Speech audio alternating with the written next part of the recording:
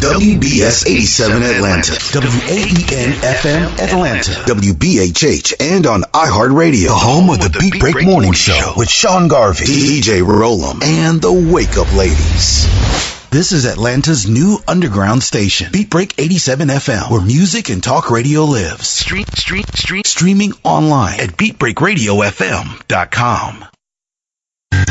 The views and opinions expressed on this program does not necessarily reflect those of Beat Break 87 FM, Reach One Communications, volunteers, staff, and management of Reach One Communications. This portion of Beat Break Radio is only suitable for mature audiences and not suitable for young audiences. Listener discretion is advised. Are you listening? Damn.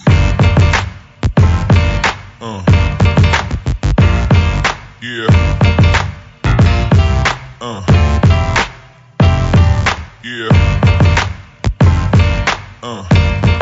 All right, guys, what's going on? This is Mario, and I would like to welcome you back into another episode of the Random Select Podcast. It's the podcast that's all about thought-provoking talk, and I am your host, right here on Atlanta's new underground station, Beat Break 87 FM, where music and talk radio lives. I want to thank everybody for hanging out with me. As I like to say all the time, I don't care whether you're hanging out at the crib, you're at the gym, getting that workout in, you're sitting in traffic, or you're just at the house just chilling. We definitely appreciate you tuning in to the Random Select Podcast. Let everybody know that we're out here, people. Let them know that we're right here on therandomselect.com. You could go there for all the blogs, vlogs, and past podcasts. We're on beatbreakradiofm.com. You could go there and see what's going on in the community. Check out the website. Click on the Listen Now link that'll bring you right into the Random Select Podcast, right where you need to be. You can also download the Beat Break mobile app, where you can also catch past episodes of the podcast. And people, please don't forget that the podcast re-airs from 10 to 12 Monday through Friday. So don't know how long that's going to be in effect. So while it is in effect, please enjoy it. Just in case you're missing me right now, you can tune in later on tonight. For you people who work in that middle shift or that late night shift, you can check me out. And hey, if you like what you're hearing, please share. What's going on? We trying to get everybody, feeling good. It's headed toward the weekend, so we just want to make sure everybody feeling good. Everybody trying to get things in order. Hope the weather holds up. Hope it be great. Hopefully it's good enough for people to put some on the grill and start trying to, feel like spring is really here, and old man winter has gone and packed his bag and got on up out of here. With that being said, I wanted to put a question to you guys today. In this first part of the show, I wanted to ask you a question: which is harder, leaving a bad relationship or starting over?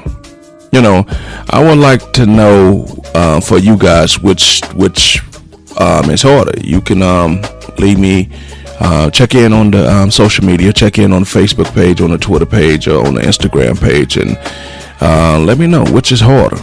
I got a few ideas as far as I'm concerned, which is harder, what I think might be difficult to do. And for me, is leaving a bad relationship.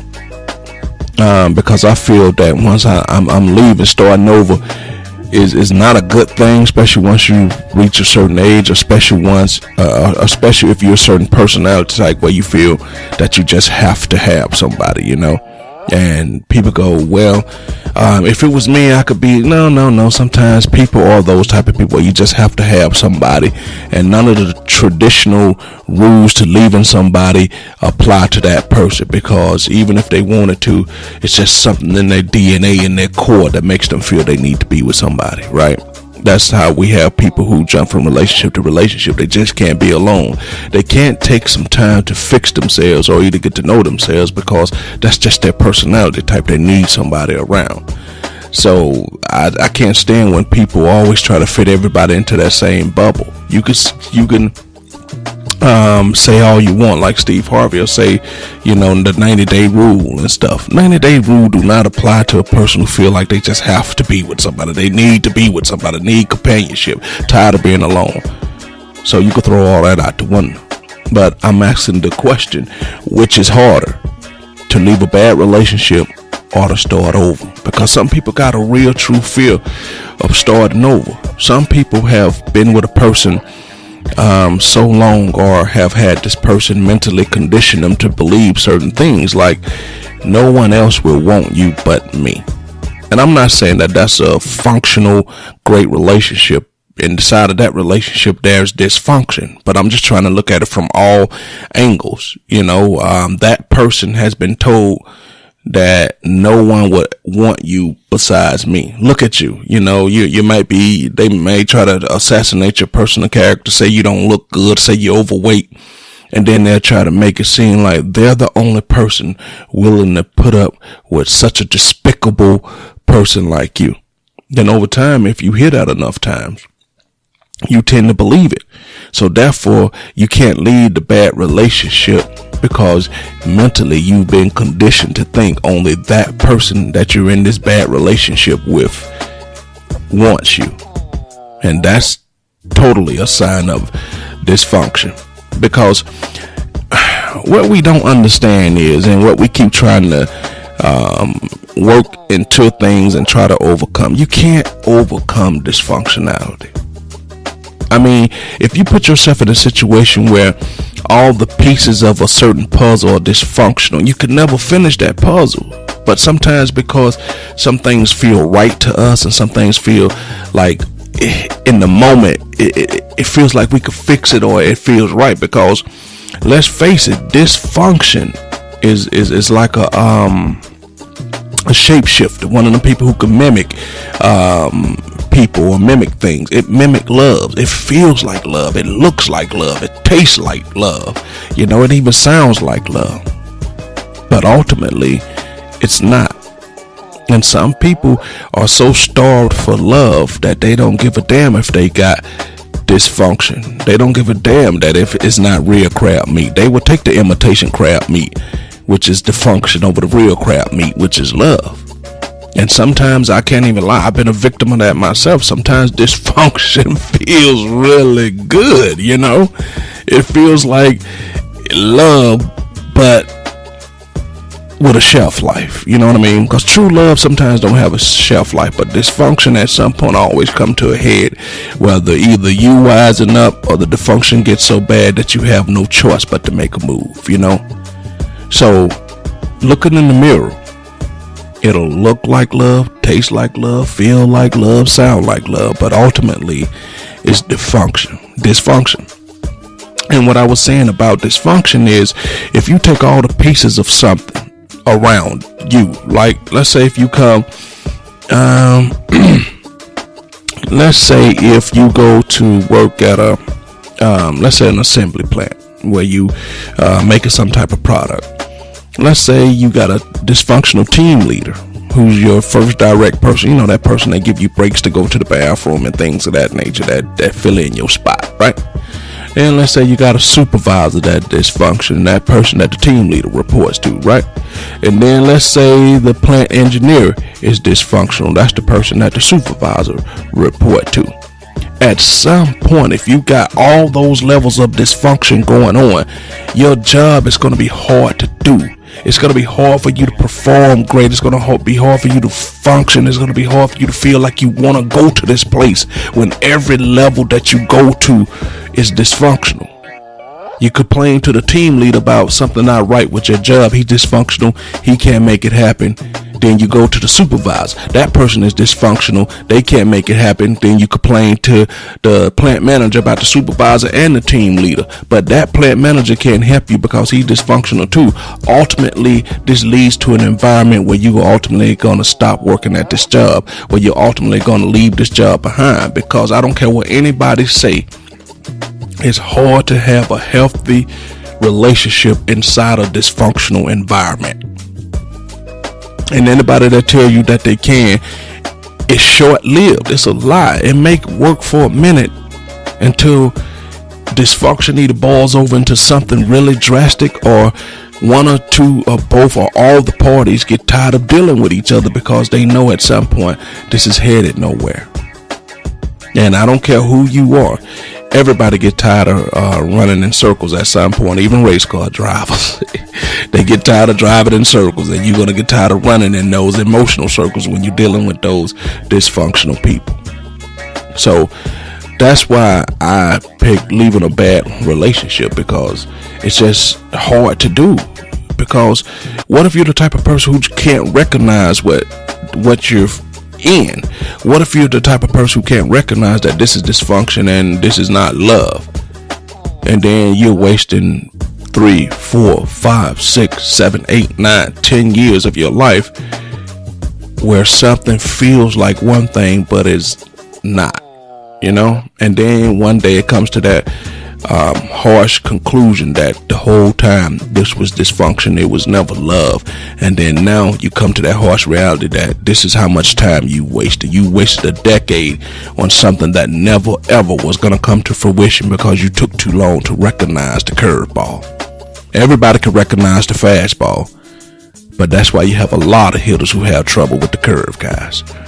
So I asked that question, which is harder to do, leave a bad relationship or to start over? Now, once again, if you're that type of person who feels that they just can't be alone, starting over is the choice you're gonna pick, because to you just don't want to do it. You just can't do it. It's just something in your brain just says that you can't stand the quality of silence. You can't stand the monotony of being alone. It's just something about you that makes you feel that you need to have somebody around. Something about you that you feel you need somebody to hold you, hug you, kiss you, touch you.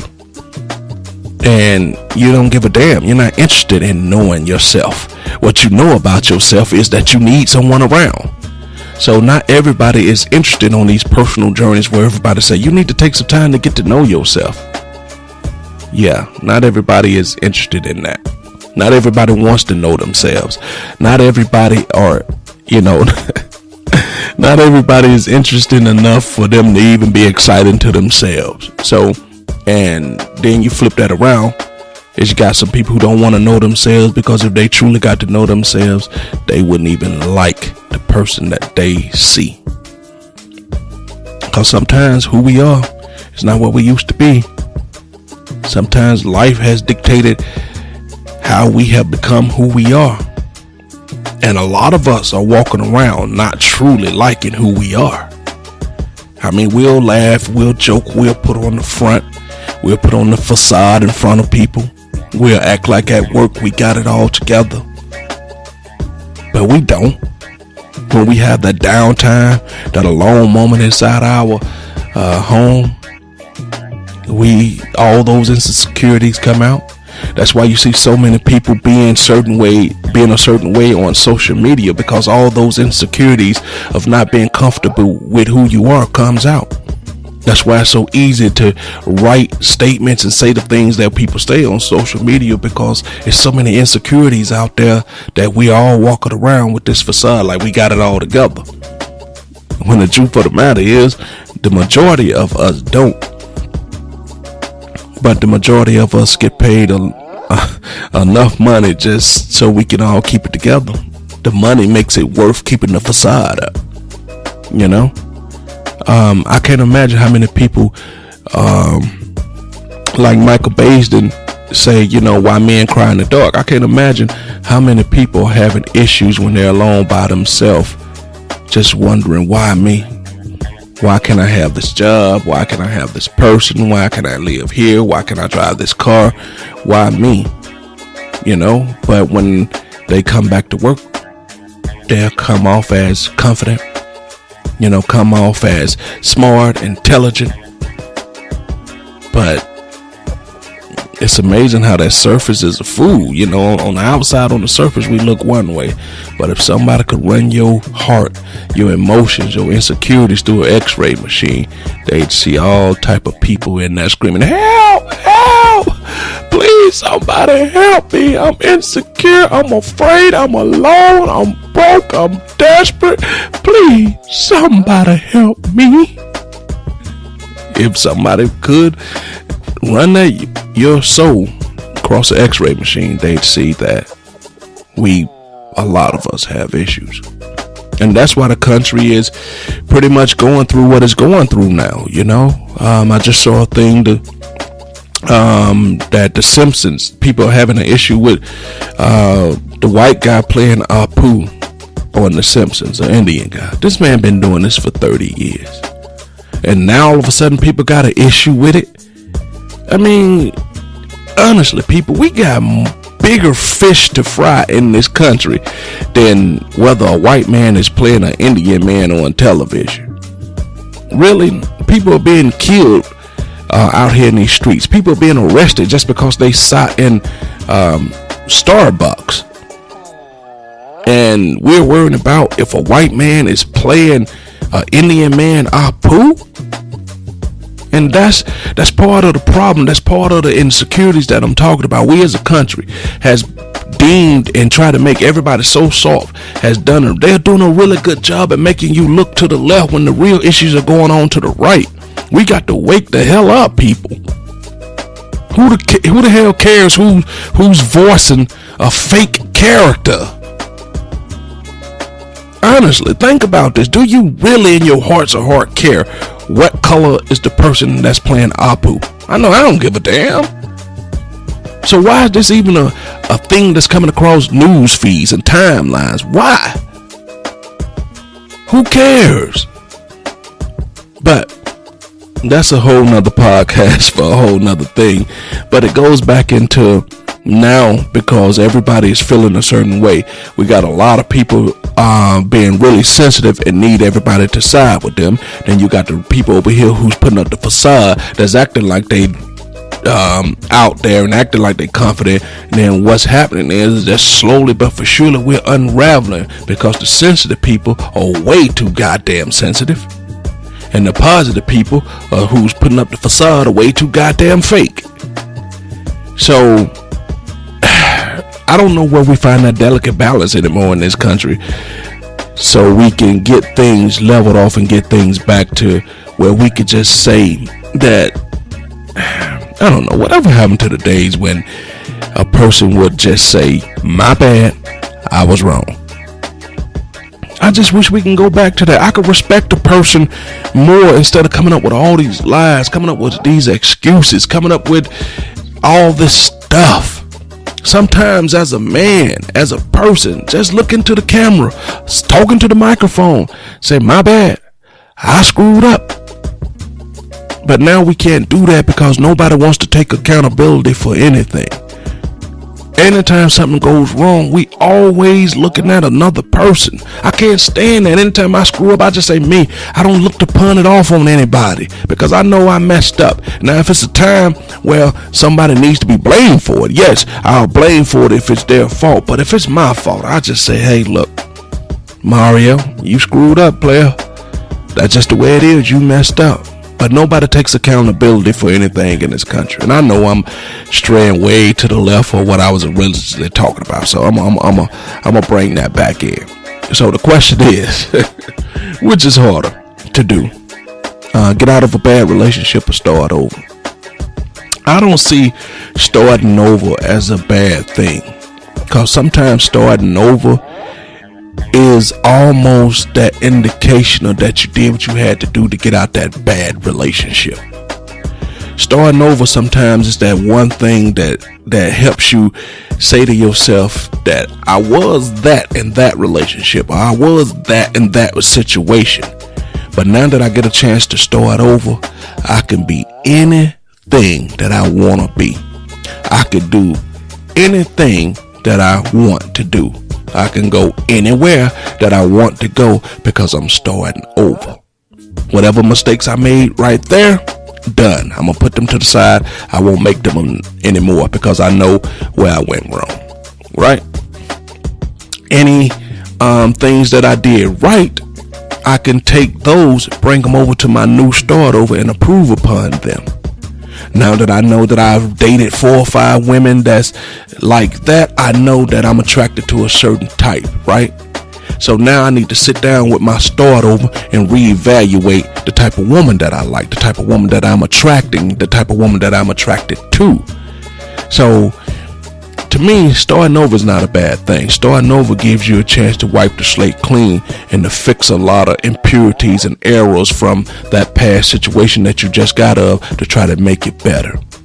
And even with that being said, there's still no guarantees that it's gonna be better. There's still no guarantees that even though you know what you did wrong, even though you feel you got the blueprint, the game plan, that it's all gonna work out right. Because sometimes people are damn good at putting up errors and putting up facades and making you see the illusion, making you buy into the dream that they want you to buy in. Because you could be thinking that you're not talking to that same old person that you've been talking to, or you could feel like you didn't attract that same old person that you normally been attracted. But if that person is that wolf in sheep's clothing and doing a damn good job of putting up that illusion, you don't know you got the same old person until it hits the fan, you know? So I see starting over to me as a beautiful, beautiful thing. It's just full of so many opportunities. You know, it's like you got an opportunity to let whatever you're trying to achieve go in any particular direction, unless you're just that OCD type person that's trying to control it and make it go how you want it to go, which is fine too. That's well within your rights. But I just think starting over is just, I don't know, it's something pure and right about it. It's something that says that, because look at it, let's look at this from a dating standpoint. No matter what relationship you in, no matter how it turns out, the first part of 95% of all relationship is the most beautiful part of the relationship. And most of us, if we could bottle up the beginning of the relationship, the first, 3, 4, 5 months of the relationship, and just put it in a continuous loop so you could feel that experience and do this over and over and over again, we would. You would keep, once y'all level off until not going out anymore, especially for the women, you would keep where he feel that don't want to take you out, you should cook. Where you feel like you don't want to go to the movies, let's just watch Netflix and hang out the house. You would keep the beginning before you level out into that mundane routine. You know, you would keep when it was just you and that person, and now you got to meet his family, his sisters, and then deal with people you potentially don't like. Same thing with you as the man. You got to meet her family, and now you got people expecting you to do things because you sort of like an extension of the family. You don't like that part of it. You like that part when it was merely you and her. Nobody really knew you exist on her side. Nobody really knew she exists on your side. All people know is, hey, so you hanging out with that new girl this weekend? Yep. If you could bottle that up and keep that part of it, we all would. Because nobody wants the part where you look up, you 15 years in with 3 kids and the spark just ain't there. You guys are not having sex. You guys are not going out on dates. You guys are not going on trips. You just settled in to your routine. Monday through Friday, you know exactly what your routine is. Come the weekend, you know exactly what your routine is. There's no variation or variety in your life whatsoever. You, my friend, have turned into Al Bundy. You are married with children. Nobody really wants that part of it. I mean, that's what we all end up eventually doing, and that's what you understand that it takes to be an adult. That's life, right? But if we had a choice and if we could choose, nobody would want to settle into what we consider to be life. We would keep that first beginning phase of it and just keep it fresh. Where she's happy to see you, you happy to see her. What you want to do, it take y'all 20 minutes to decide because it really don't matter. But as long as y'all just hanging out, what you want to do? It really don't matter as long as I'm with you. No, baby, what you want to do? I'm serious. It don't matter as long as I'm with you. No, baby, what you want to do? I'm serious. I don't care. Let's just drive. We'll figure out as we driving. You remember those days where a woman would just tell you to drive? We'll figure it out as we going along. So it's funny how things work, you know. It's just funny how all that changes. So that's why I don't look at starting over as a bad thing. Starting over is literally the apex of possibilities. It's literally that moment where you feel good about something. And yes, you're going to have some potential things that go wrong, because starting over is not always, don't kick in right away. Sometimes it's going to take you a little time to find the right person, find the right situation, find the right thing. But when you do, it feels good. The same way how bad that bad relationship felt when you just got out of it is as good as a good relationship feel when you're in it. And starting over can be really great because, like I said, you could totally transform yourself. You don't have to be whatever it was you was in that relationship. You don't have to be that anymore. You could totally try to transform your thought process, your mind, your body, how you see things, your intellectual level, your perception level. You could totally transform who you are if you wanted to. So that's what makes starting over so damn beautiful. So I just wanted to give y'all a little food for thought. Wanted to ask y'all which one was harder, getting out of a bad relationship or starting over. And we're going to leave it like that because we're right up against the break. You're listening to the Random Select Podcast. It's the podcast that's all about thought-provoking talk. I am your host, Mario, right here on Beat Break 87 FM, Atlanta's new underground station where music and talk radio lives. Catch you guys right after the break. Atlanta's new underground station, Beat Break 87 FM, where music and talk radio lives. Hi, this is Clifford English, your host and producer of The Gospel Train. Join me every Sunday right here on Beat Break 87 FM radio.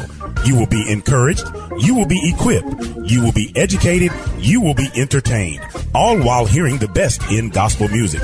Don't miss your connection with The Gospel Train right here on Beat Break 87 FM radio. BeatBreakRadioFM.com. We specialize in creating mobile apps for the entertainment industry. Go to bvmobileapps.com, click Get Started Now, create your account, choose your package, upload your content, and click Submit. BV Mobile Apps. Make it easy. Make it mobile. Hey world, it's your man Precise, and I have great news. The Precise Music app is finally available for your iPhone, Android, and BlackBerry through Amazon and other app stores. That's Precise Music. Music is spelled with a Z. Go get it for all things Precise. Powered by BlackVibes.com.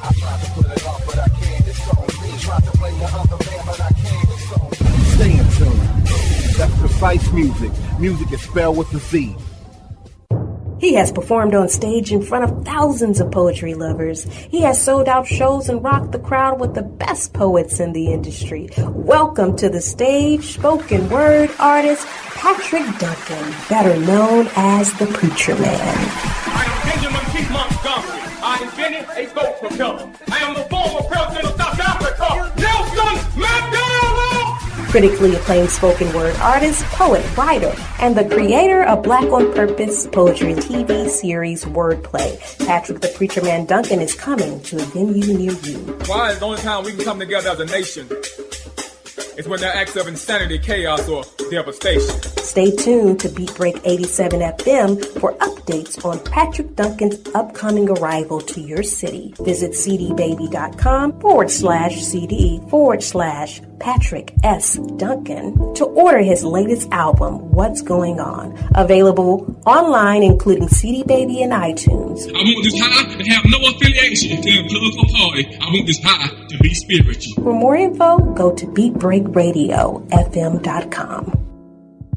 Right now, Beat Break Radio is taking it to the streets to find out what's happening in your city. Hello, I'm Amber Lyons, CEO and founder of From Pain to Purpose. Come out on Saturday, May the 19th from 4 to 8 p.m. and join us as we celebrate the youth in our community at our Healing Pains Through the Arts Teen Spotlight Awards. We're shining a spotlight on our youth who have overcome life's adversities, and they're using their gifts and talents to inspire others. Meet us at Green Forest Community Baptist Church, 3250 Rainbow Drive, Decatur, Georgia. Search for tickets now on Eventbrite under Healing Pain Through the Arts Teen Spotlight Awards. Thank you. We're always taking it to the streets on Atlanta's new underground station, Beat Break 87 FM, where music and talk radio lives.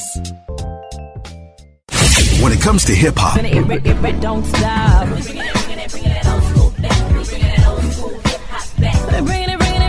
R&B,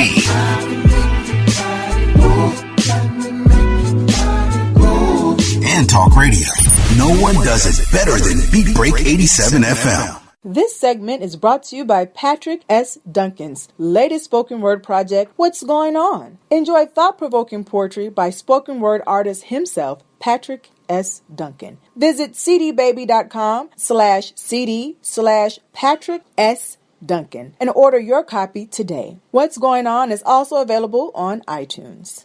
This portion of Beat Break Radio is only suitable for mature audiences and not suitable for young audiences. Listener discretion is advised.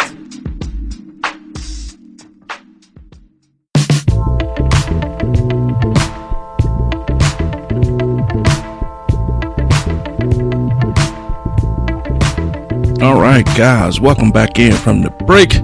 You're inside the Random Select Podcast. It's the podcast that's all about thought-provoking talk right here on Beat Break 87 FM, Atlanta's new underground station where music and talk radio lives. I am your host. Definitely hope you guys enjoyed the first part of the show.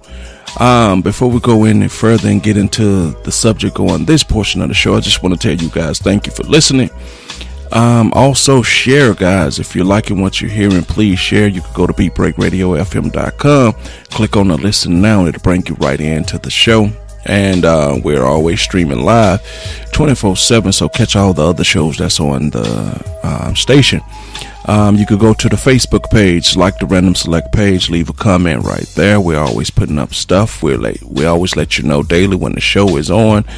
You could catch the shows re-airing every night, Monday through Friday from 10 to 12. Don't know how long that's going to be in effect, but until it's not in effect, please enjoy it. For all you late night people working that second shift and that third shift, enjoy the show. Don't forget to download the Beat Break mobile app as well. You can catch the shows on demand. And don't forget, in the mornings you could catch the Beat Break Morning Show with Sean Garvey and the gang. And also don't forget, after my show you got the Brass King with the Rush Hour mix coming up. So it's nothing but that goodness and that hotness streaming 24/7 right here on Beat Break 87 FM.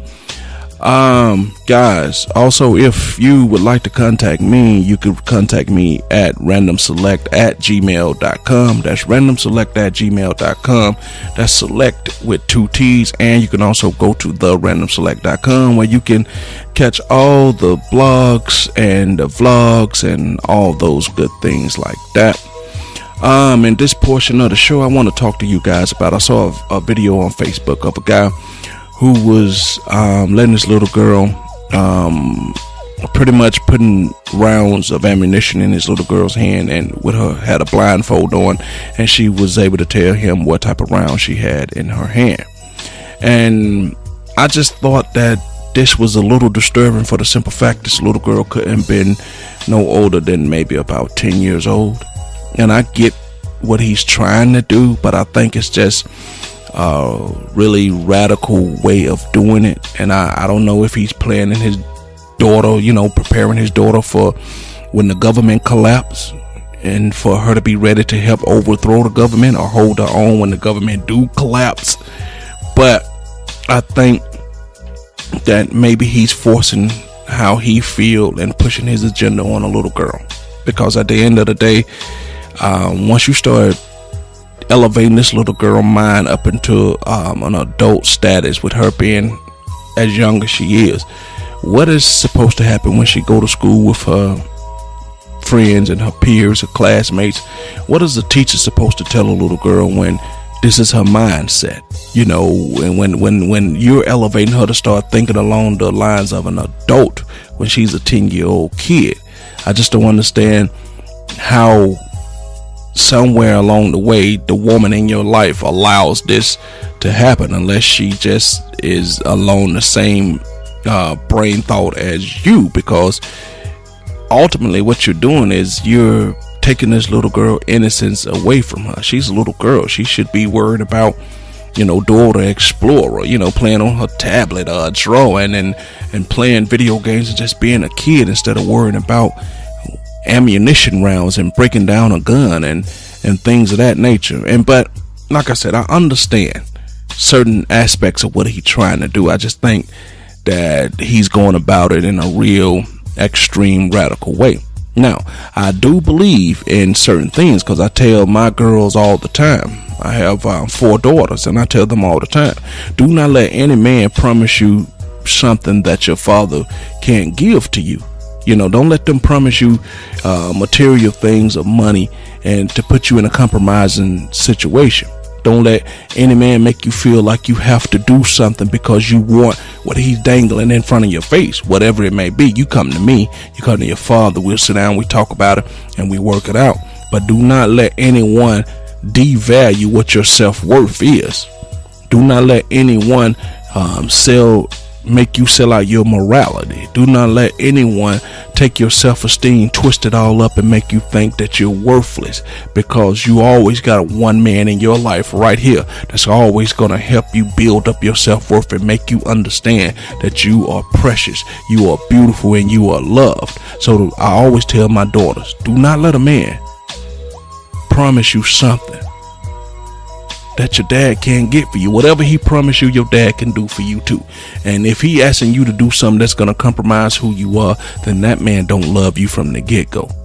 And I tell them that all the time. If he's promising you something that makes you feel that is not right, or makes you feel that it's going to lower your self-worth, this man don't love you. And that's the bottom line. You can sugarcoat it any way you want, is what I tell them. You could say, but he brings this to the table, bring that to the table. Yeah, but what he don't bring to the table is a true unconditional love for you. And if he don't do that, then you don't need that.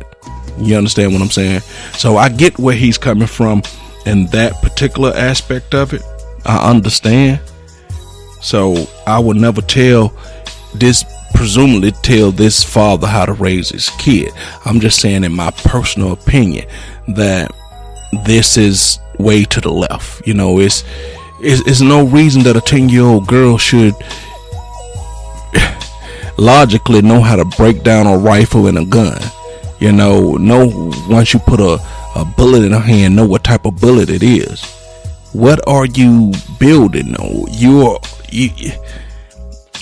Let's just be honest. This is a mistake waiting to happen, because at 10 years old, she's going to be a 10-year-old kid. No matter what you try to teach her, no matter what you try to instill in her, it can't go against God logic as far as her being 10. 10-year-olds are going to do things that 10-year-olds do, which means one day she's going to be playing around with a gun and it's going to go off because she's 10.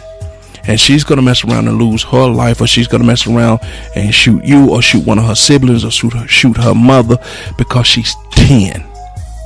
I don't know, no right-minded adult would put a firearm in a 10-year-old girl's hand, a 10-year-old boy hand, because they're kids.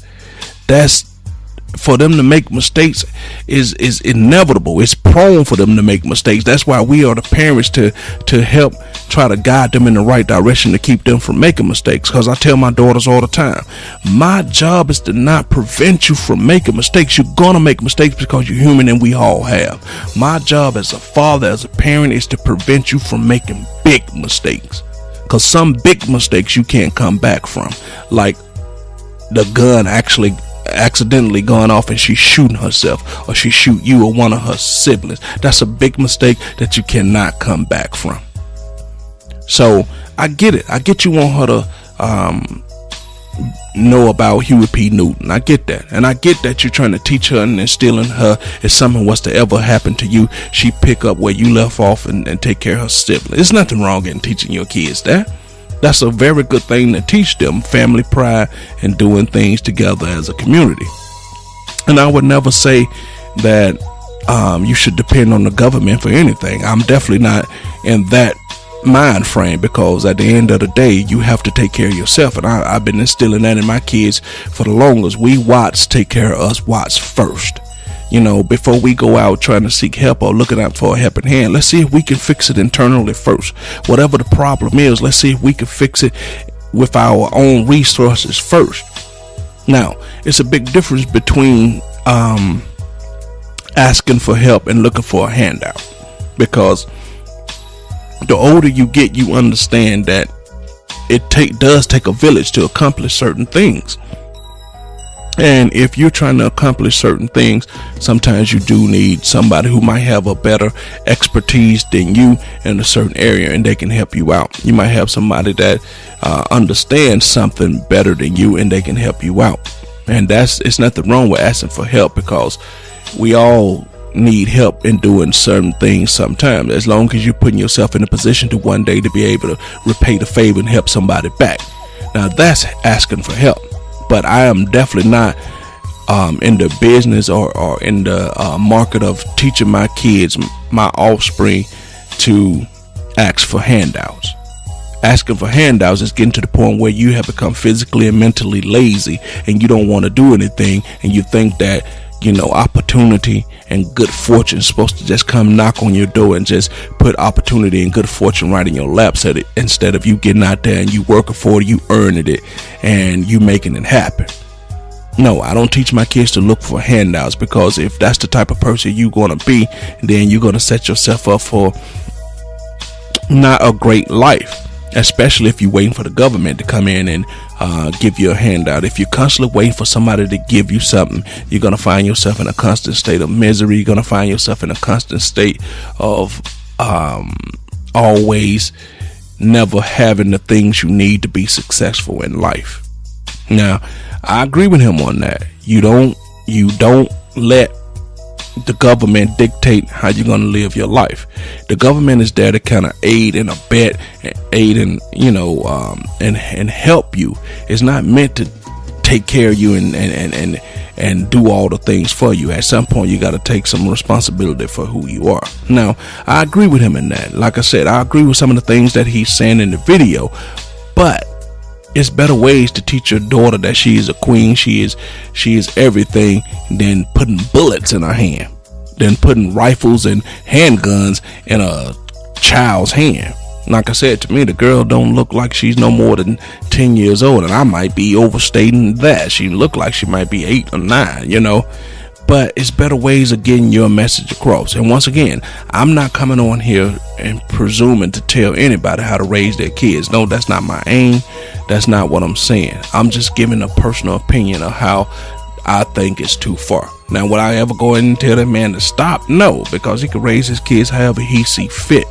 But I just think ultimately he's taking this kid's childhood away from her, because once you elevate a kid to this type of level, there's no coming back to being a regular kid playing in the yards, playing with her dolls, playing with her friends, and things of that nature. She's been breaking down semi-automatic weapons and no 45 bullets, 22 bullets, bullets and stuff like that. At that particular point, playing dolls is beneath her. So if this girl ever get out of line at school, what's going to be your position on this? Are you trying to raise her to grow up to start her own militia wherever you guys live at? Are you currently the leader of a militia or something like that? Now, the problem I got with this is that if this was an Arab video making it on Facebook, they would say that these people are training and recruiting terrorists with that type of mindset, what he's telling this little girl. And we just found out recently on Facebook that Mark Zuckerberg has said that they have over 7,500 Facebook moderators. Now, how in the hell did this video make it up there? Either those moderators suck at their job, or Facebook, y'all need more moderators, because this is the type of thing that should have been flagged and should be off of Facebook. Because now you might have some more people seeing this and saying, you know what, I need to start teaching my kid, my little girl, how to break down guns, how to tell what the round is and what it goes to, And I get the part where he says, she's supposed to take care of her siblings if anything ever happened to him. I get that. I get the part where he's teaching her worth, that way she can never become a bitch or a whore to a man. I get all of that. That part I have no qualms with. I just don't think you teach kids to play with guns. And a lot of people say, well, if you teach them properly, it's not playing with guns. You're teaching them to respect guns and things of that nature. Yeah, that's fine if they was kids of age. But a 10-year-old is going to be a 10-year-old no matter what you teaching them, unless they Doogie Howser. And for some of y'all younger people, you won't get that reference about Doogie Howser. But what I'm trying to tell you is that at the end of the day, a 10-year-old is a 10-year-old. At the end of the day, this is a little girl. She should not be able to tell you what a 45 round is, what a 22 round is, break down a gun and put it back together at 10 years old. Because at this particular point, you are setting her up for, I just don't know. I just see nothing good or positive come for this. But I'm just gonna play the clip, and you guys chime in on it. Miss Grace, what kind of round are you in? 22. What kind of round are you in now? 380. What kind of round are you in? 380. What kind of round are you in now? 45. What kind of round are you in now? 22. Miss Grace, if you want to give jobs to our family and friends, what is that called? Nepotism. If you have a bunch of friends who don't do shit, are they an asset or a liability? A liability. How many people on the registered sex offender list? 750,000. Daddy taught you that you were a goddess, so you can never be anybody's what? Bitch or hoe.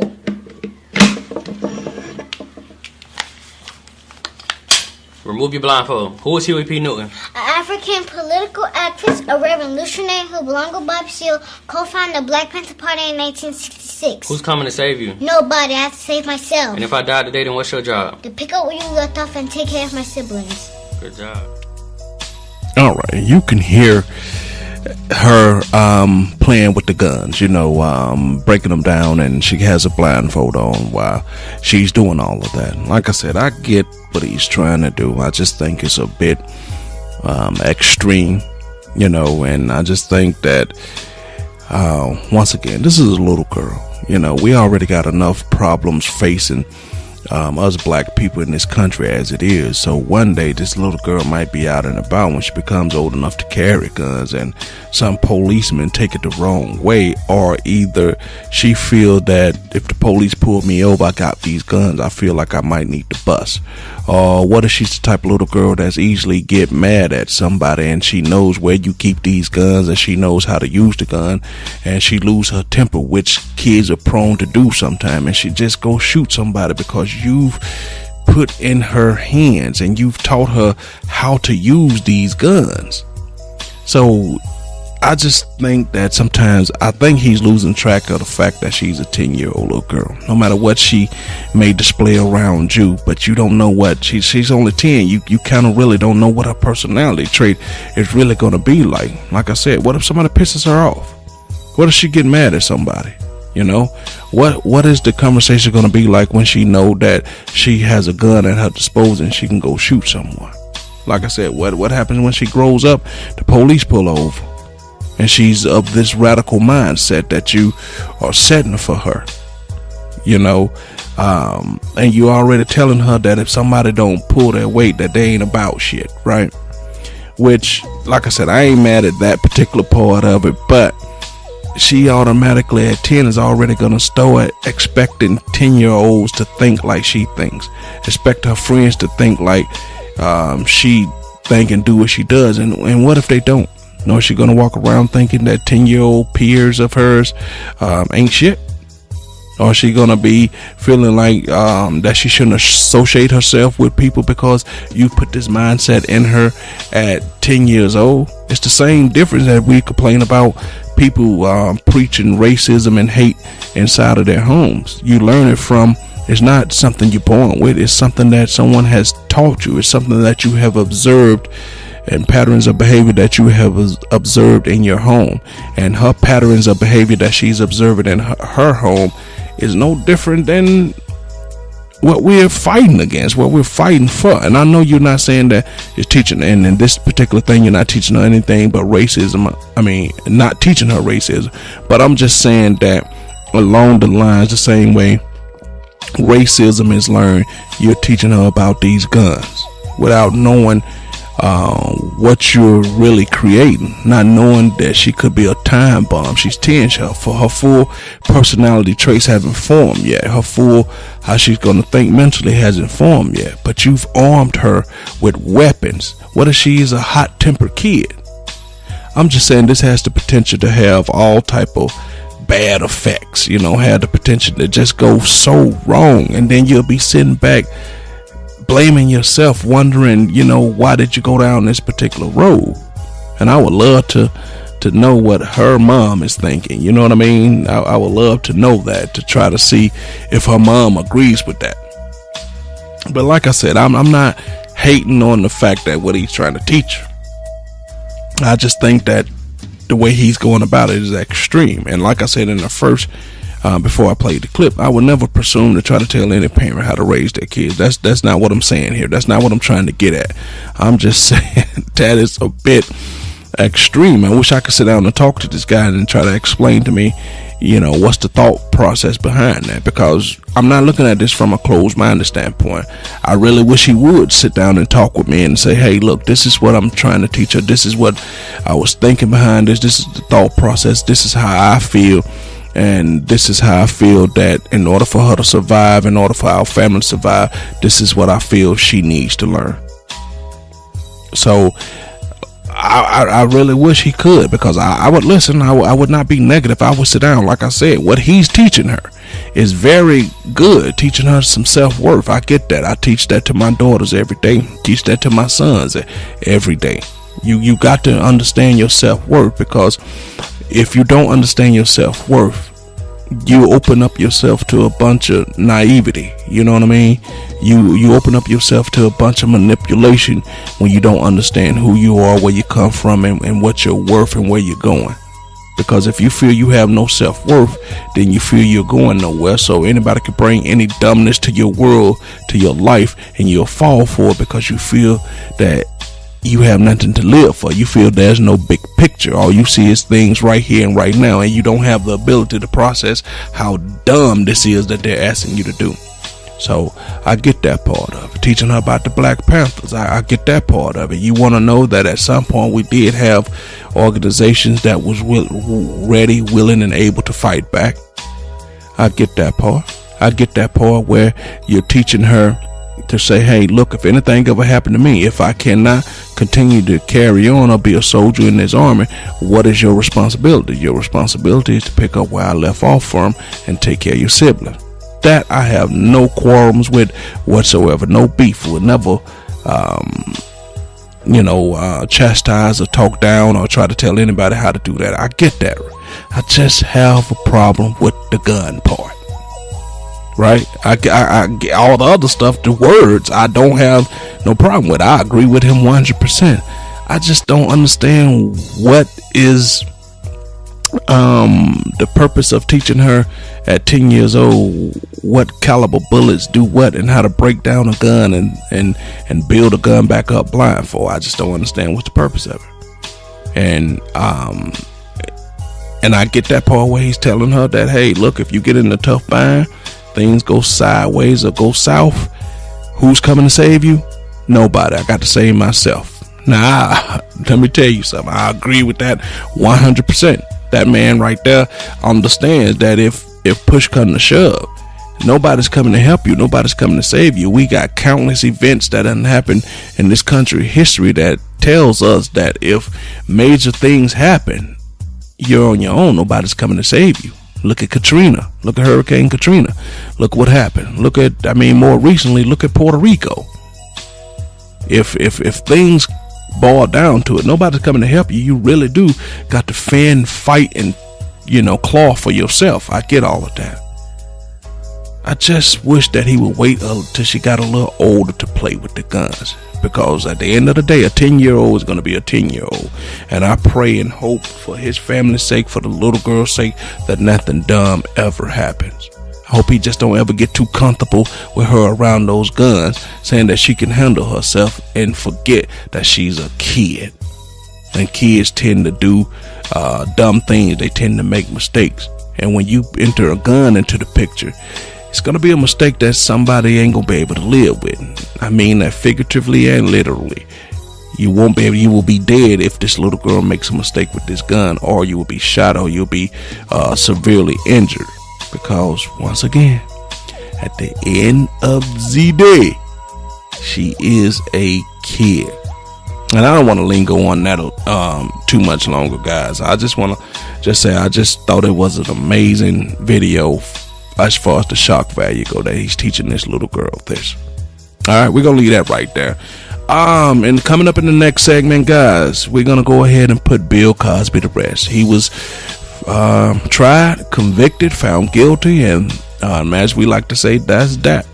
So coming up in the next segment, we're going to talk about that, and I guess this will be the final, maybe not the final, but close to the final thing we'll say about Bill Cosby. You know, he's definitely tarnished his own legacy. Nobody did it to him, you know, and I know a lot of y'all people feel that Bill Cosby didn't do it, and whether you feel he did it or not don't even matter, because he's been convicted. And a lot of y'all still feel that OJ is running around here and he got off, and a lot of people feel that he did it. So yeah, coming up in the next segment, we're gonna put that to bed, and we're gonna do one last little joke about Bill, and then that's that, and that'll all be coming up after the break. You're listening to the Random Select Podcast. I am your host, Mario. Mr. Podcast is all about thought-provoking talk right here on Atlanta's new underground station, Beat Break 87 FM, where music and talk radio lives, and we will catch you guys after the break.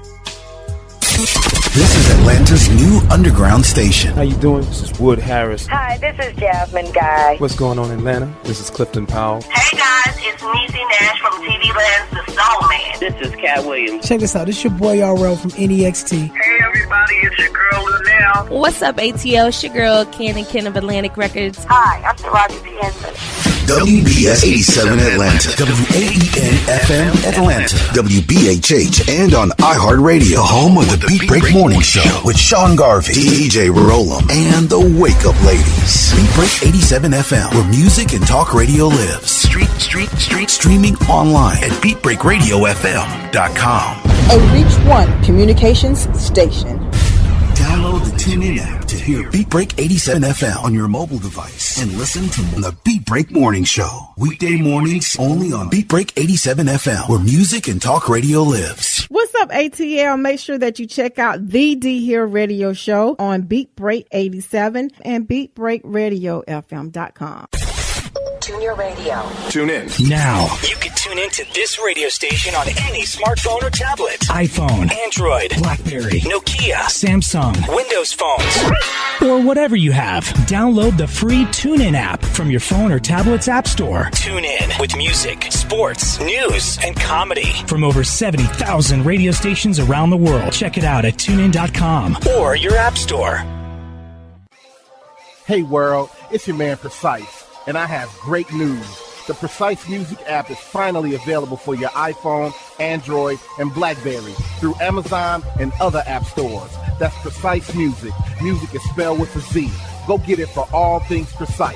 Powered by BlackVibes.com. I tried to put it off, but I can't. It's on me. Tried to blame the other man, but I can't. It's on me. Stay in tune. That's Precise Music. Music is spelled with a Z. We specialize in creating mobile apps for the entertainment industry. Go to bvmobileapps.com, click Get Started Now, create your account, choose your package, upload your content, and click Submit. BV Mobile Apps. Make it easy. Make it mobile.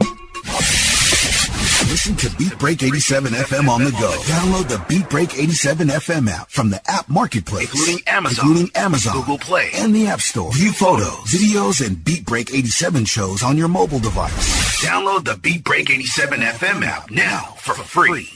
He has performed on stage in front of thousands of poetry lovers. He has sold out shows and rocked the crowd with the best poets in the industry. Welcome to the stage, spoken word artist Patrick Duncan, better known as the Preacher Man. I am Benjamin P. Montgomery. I invented a vote vote for Trump. I am the former president of South Africa, Nelson Mandela. Critically acclaimed spoken word artist, poet, writer, and the creator of Black on Purpose poetry TV series Wordplay. Patrick the Preacher Man Duncan is coming to a venue near you. Why is the only time we can come together as a nation is when there are acts of insanity, chaos, or devastation. Stay tuned to Beat Break 87 FM for updates on Patrick Duncan's upcoming arrival to your city. Visit cdbaby.com/CD/Patrick S. Duncan to order his latest album, What's Going On. Available online, including CD Baby and iTunes. I want this high to have no affiliation to a political party. I want this high to be spiritual. For more info, go to BeatBreakRadioFM.com. Right now, Beat Break Radio is taking it to the streets to find out what's happening in your city. Hello, I'm Amber Lyons, CEO and founder of From Pain to Purpose. Come out on Saturday, May the 19th from 4 to 8 p.m. and join us as we celebrate the youth in our community at our Healing Pains Through the Arts Teen Spotlight Awards. We're shining the spotlight on our youth who have overcome life's adversities and they're using their gifts and talents to inspire others. Meet us at Green Forest Community Baptist Church, 3250 Rainbow Drive, Decatur, Georgia. Search for tickets now on Eventbrite under Healing Pain Through the Arts Teen Spotlight Awards. Thank you. We're always taking it to the streets on Atlanta's new underground station, Beat Break 87 FM, where music and talk radio lives. Wake up weekday mornings to the Beat Break Morning Show and nod your head in bed to the 360 Mix Show. Weeknights on Atlanta's new underground station, Beat Break 87 FM, where music and talk radio lives. This portion of Beat Break Radio is only suitable for mature audiences and not suitable for young audiences. Listener discretion is advised. Hey, no.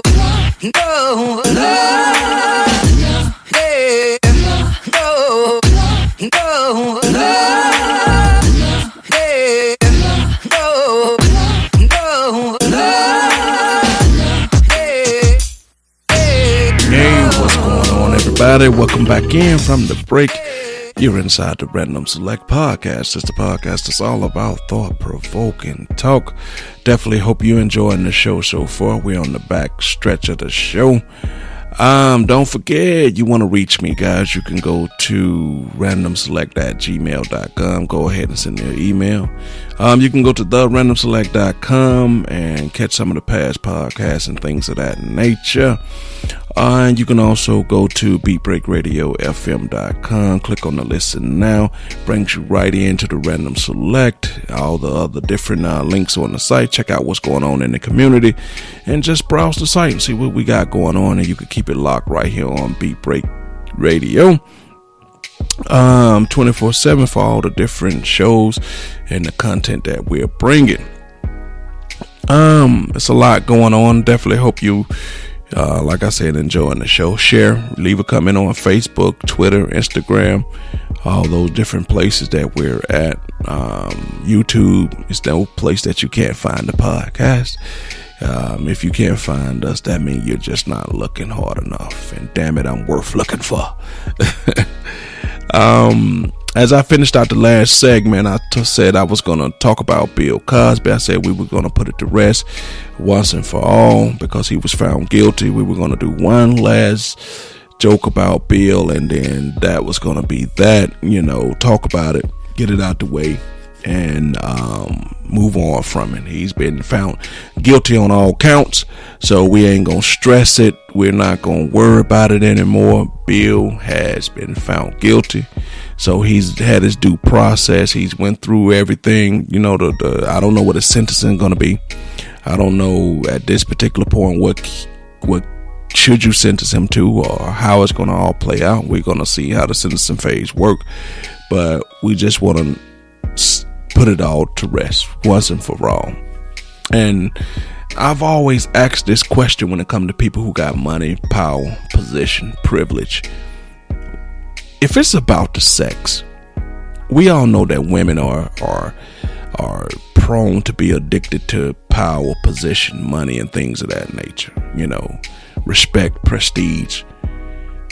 you're Bill Cosby. Who was going to refuse you sex? Who was going to turn it down? You know, I just don't understand why when men are in this position, why do they do this? I mean, you will find anybody who would want to have sex with you just to say they had sex with Bill Cosby. They wouldn't open up their mouth, wouldn't say a damn thing. So I just believe with Bill, it couldn't have been about the sex. At that particular time, you were America's dad when a lot of this stuff was going on, even though you started some of this stuff in the 70s, right? And I just, before we even get to that, I just want y'all people to say, for all y'all people that said, well, Bill couldn't have done all of those women. You know, I'll give you 3 or 4, but he ain't do no 40. And when I hear people say that, I say, to me, that makes you a little ignorant, because do you not understand drugging and raping one woman is too much? What do you mean you'll give him 3 or 4? You know, if we just giving him rapes and dopings, why, hey, just giving 10 out to 40. That makes him a bad baseball player. You know, if you just, average is just low. Bill didn't rape all those women. I could give you 3 or 4 or 5. That's it, but he ain't raped 40. Do you not understand? If you was a man and you had 3 daughters, and Bill, your daughter was the three daughters with a 3 or 4 or 5, you probably wouldn't feel that way. You probably wouldn't feel that he didn't rape them all. 3, 4, 5 is all he did. You'd care a lot more if that 3, 4, 5 was your 3 daughters. So we can't say that he didn't rape them all. He did 3 or 4. I don't care. Just, you shouldn't be doping and raping not one woman. And then the problem that I really got with this is, and that you heard a lot of people say, it's just the way he treated them after they were raped and doped and raped, whichever order. Well, I'm pretty sure the dope part came first. They would wake up, they would find themselves being loaded into a cab or dumped back into their car when they wake up in their car. Just the sheer audacity of the way he did them. I mean, and then you're not a chemist, you're not a doctor. How do you know what's going on with these people's body? What they may have took some medicine before they come over. You don't know how they're going to interact. You could have messed around and killed somebody. But because you're into it so much, that's your fetish. Because it couldn't have been about the sex. It must just have been about the sheer factor you try to count down or figure out how long it's going to take for them to hit a point where they're knocked out. It's got to be some other high that you got from doing this other than the sex. The sex was just, well, hell, they knocked out, I might as well do it. It had to be some other thing that you got off on. And since you've been doing it since the 70s, means that you graduated into really becoming good at what you're doing. It's a wonder that you didn't kill anybody. I guess you cared enough to do enough research to know from, I guess, people weight, body type, how much it would take to, knock them out or do whatever it is that you wanted to do for them.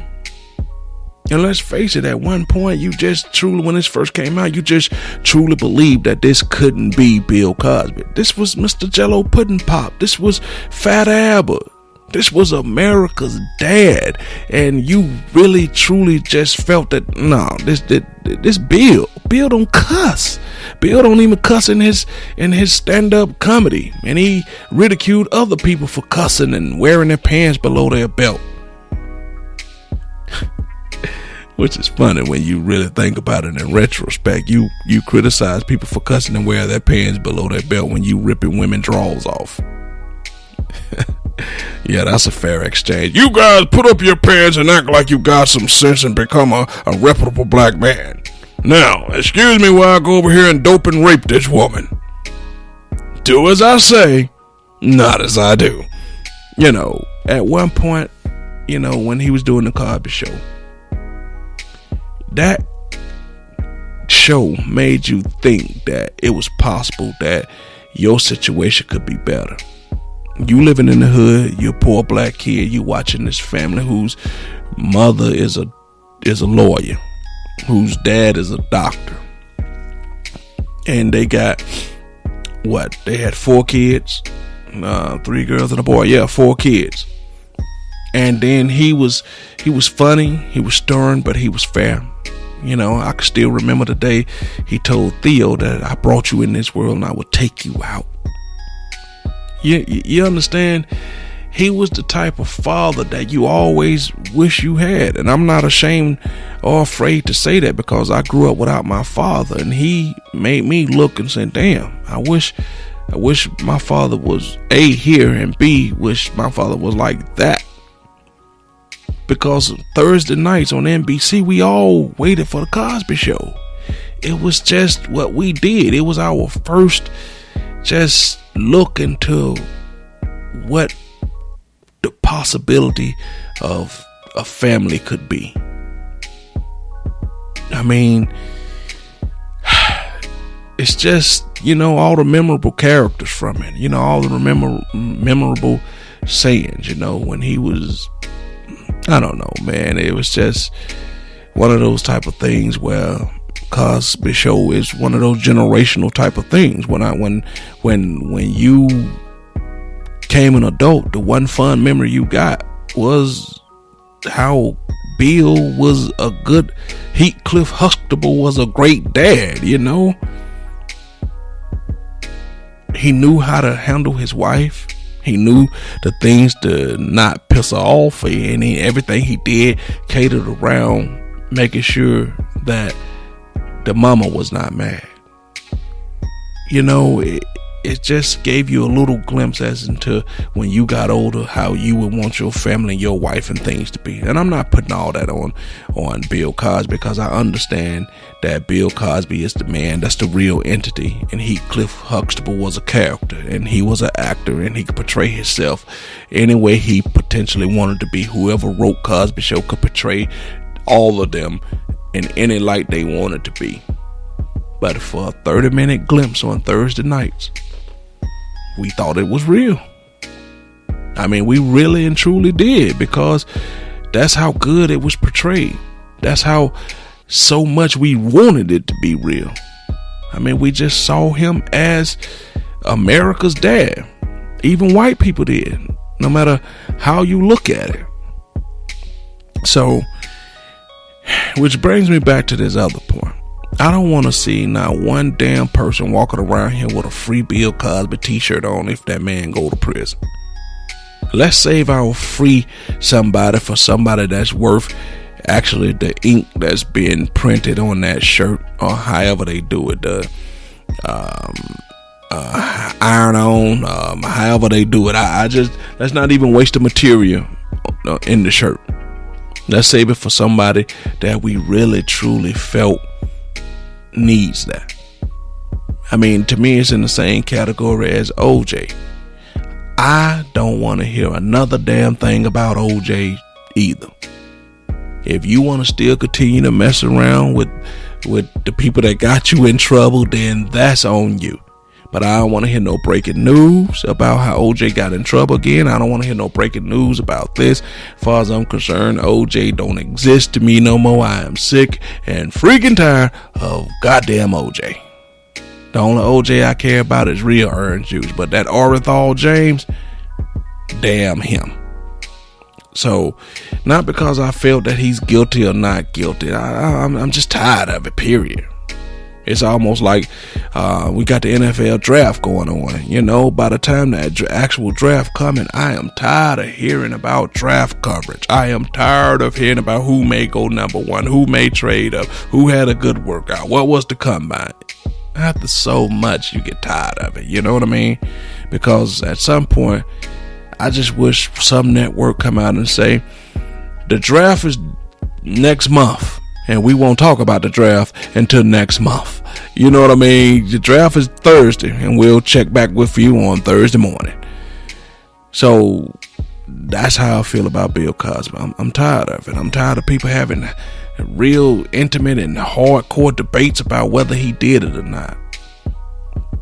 At this particular point, let's just give him one. Since y'all like to just give people things, let's give Bill Cosby one person that he raped. That's still too many. He did it, you know, and the wife and the daughter and everybody sticking by his side, which is they supposed to do because that's their loved one, that's their family member. But it looked like the cuz did it. So I don't know, man. I'm just saying that we in this country have got this weird, I don't know, obsession with, I don't even want to know. I think it might be deeper than an obsession. We got this weird love affair with our icons where we feel that they can't do no wrong. You feel that the icon is so much better than you that he couldn't possibly do something that you would do because he's better than that. Unless Bill Cosby is something superhuman. I think he put his pants on the same way you put your pants on, and that's one leg at a time. I don't understand why we think just because somebody's on the TV, they're on the on the internet, social media, on the radio, coming to you like I'm coming to you as a podcast. I don't understand why you think that they can't be like you. Why you don't think they have insecurities like you. Why you think that they can't have vices like you.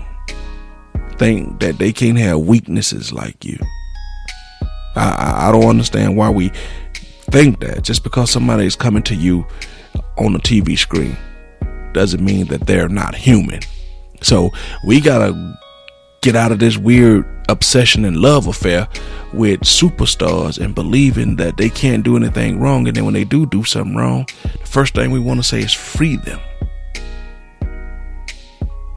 Y'all got to wrap y'all minds around the fact that America's dad, Bill Cosby, doped and raped women, more than one. And we got to understand that he has had his moment in court. He has been tried. He has been convicted. So America, can we please put this to rest? The women that was victims got their day in court. They got the peace of mind and the closure that they needed, that they deserved. And we gotta just say, hey, look, Bill, he effed up for a long period of time, and it caught up with him, just like everything does with everybody. Just like all the stuff that maybe you have done in your life, at some point it all catches up with you. I know I've done a few things in my life and it caught up with me, and then when it catches up with you, you gotta pay the piper. It's only so long you can play in the street before you get hit by a car, baby. You understand what I'm saying? It's only so long. It's only so long you can do certain things, and it just catches up with you. It's only so long you can play out in the rain before you catch a cold. You understand? It's only so long you can stay out in the sun before you get a sunburn, or you get dehydrated, or you have a heat stroke. It's only so long. Everything catches up with you. And especially when you're doing things in the dark that you don't want to come to the light, you know how much work you have to do to keep everything shut down into that dark closet to keep it from coming out. And the one thing we know about skeletons is no matter how long they sit in a casket, at some point when somebody open up the casket, the skeleton's still going to be there, because your skin, your flesh, and all that rots away. But that skeleton ain't going nowhere, baby. Look at all the cavemen, all the hundreds and thousands of years this earth been around. We saw the first men. Look at all the animals and the fossils. The skeleton ain't going nowhere, baby. So whatever closet you got them skeletons in, baby, you got to work hard to keep that closet door closed. Because the first chance somebody gets, they're going to run across that closet. And as soon as they turn that knob, pull that door open, those skeletons are going to come running out. And as Bobby Walmart say, when them skeletons start coming out of the closet, they chase you all around the room. There's nothing you could do about it. I mean, because you know you did it. You know you did the things that made them skeletons come out the closet. So this is Bill's final curtain call. So Fat Albert, gone. Jello Pudding Pop Man, gone. Heathcliff Huxtable, gone. I mean, well, at least he got a chance to get out and do one last comedy tour before all this came about. People protested that, and as well they probably should. I'm not going to pay my ticket to go in to protest. I'll protest outside, but by you paying for a ticket to go in there and then yell out and stuff, and you still helped them out by paying a ticket. So that was kind of counterproductive, if you ask me. You pay to heckle. I don't know, counterproductive to me. They escorted you out the show, and they still got your money for you paying to get in. So once again, we're gonna put all this to rest. We're gonna make sure that at least on the Random Select podcast, we are not gonna talk about Bill Cosby anymore, unless something major pop off left. You hear the Bill Cosby hung himself in jail, we may talk about that. But then again, I won't spend a whole segment on it. I'll probably just say, well, he did what most cowards do. They want to do the crime, but they feel they can't do the time, and he killed himself. That's what a lot of people do. They want to go out and do all this stuff, kill, maim, murder, rape, and then when the police, get ready to take them to jail or getting ready to surround them to arrest them, they want to put the pistol in their mouth and pull the trigger. Like the guy who shot the guy on Facebook. If you want to just be dead, just save everybody all the time, effort, and the heartache. You killed this man for no particular reason. This man lived through one of the most tumultuous times in our country's history. He made it through the 60s with all the white supremacists and people born and burning. The KKK made it through the 50s, came up through the 70s. This man lived to see this era, and then his own kind, come shoot and kill this man after he made it through the civil rights era. So I feel no love for you, you coward. I hope you are somewhere roasting over an open fire, burning in hell, because that wasn't right. That wasn't right at all, no matter how you try to chop it up. So, and that's me just ranting as I do. It's Random Select, people. Random topic. It could go all over the place. That's what we do right here on the Random Select podcast. But I'm just ready to put this Bill Cosby thing to rest. As I said, I was going to do one last little joke about Bill, right? It's almost like a sideways homage, but I just want to tell you that I ran across this on the internet, and you can't ever say Bill didn't tell you way back then what he was into. He told the world, but nobody paid attention. He told millions and millions of viewers what he was into, and nobody paid attention. So I just want you to listen to this, and it's funny, but not funny. And it's funny, like they say, how art imitates life. And this is the truest example of that. Check this out. Well, it certainly is nice to see them work things out for themselves. They haven't worked anything out for themselves. It's my barbecue sauce. Your barbecue sauce. My barbecue sauce. Haven't you ever noticed after people have some of my barbecue sauce, after a while when it kicks in, they get all huggy-buggy? Oh, stop. I'm dead serious. Haven't you ever noticed that after one of my barbecues and they have the sauce, people want to get right home? Let me tell you something else. I got a cup of it up on the night table, and I got a cup of it, I said. Left it up there breathing. Why don't you give the chicken to these people that's going up and have some sauce? All right, guys, there you have it. The last joke we're going to do about Bill Cosby. But in Bill Cosby's defense, he did tell you it's his special sauce that have people feeling all huggy-buggy. Hey, and you can't deny your huggy-buggy feeling. He got a thing of sauce up there on the nightstand that he's letting breathe. They can go have some of that sauce and they going to get huggy-buggy themselves. So like I said, that's the last thing we're going to do about Bill Cosby. We're going to put that in a nice little vault, and we're going to put that away on the Random Select podcast. We're not going to talk about Bill anymore. Like I said, it's just several people that I'm tired of talking about him. I don't want to hear no more about DMX and his recovery. DMX done had a million chances, so I mean, he where he want to be. Don't want to hear no more about OJ. Frankly, I'm tired of hearing about Trump, but we got to keep hearing about that because he's going to be the president for the next, couple years. So, it's just a few things that you just really wore out on. But I'm dead serious about you guys and this. I don't want to see nobody doing no hashtag free bill. I don't want to see nobody wearing no free bill t-shirts or anything like that, because he did the crime. He got to do the time. He thought he was too big and powerful in order for this to catch up with him, but it did. Everything catches up with everybody. So we just wanted to put that to rest and leave it at that. And can't say, Bill, that we didn't send you off properly. We gave you the proper homage. So that's the homage, and we leaving it at that. All right, it is done. Final joke. But hey, he did tell you, watch out for me. That sauce I make is a bitch.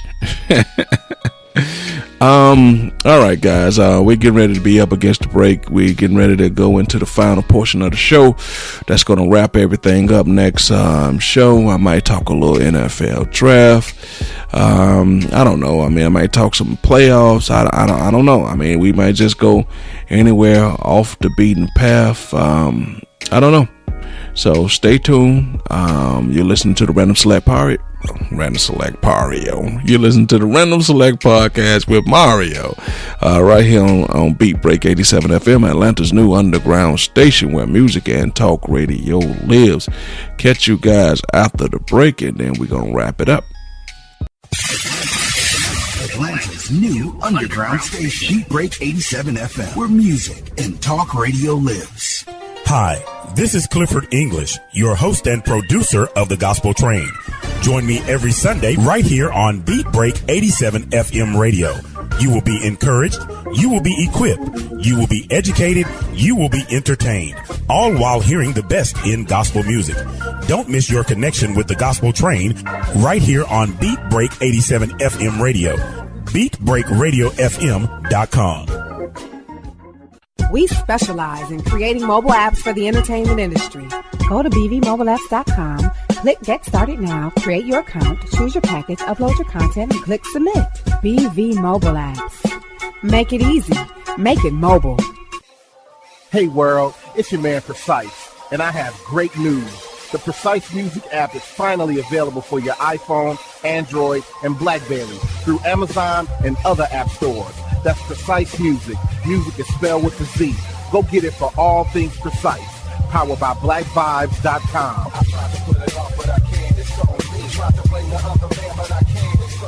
Stay in tune. That's Precise Music. Music is spelled with a Z. He has performed on stage in front of thousands of poetry lovers. He has sold out shows and rocked the crowd with the best poets in the industry. Welcome to the stage, spoken word artist, Patrick Duncan, better known as the Preacher Man. I am Benjamin P. Montgomery. I invented a goat propeller. I am the former president of South Africa, Nelson Mandela!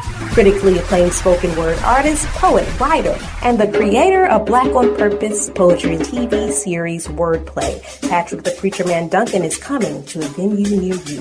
Why is the only time we can come together as a nation?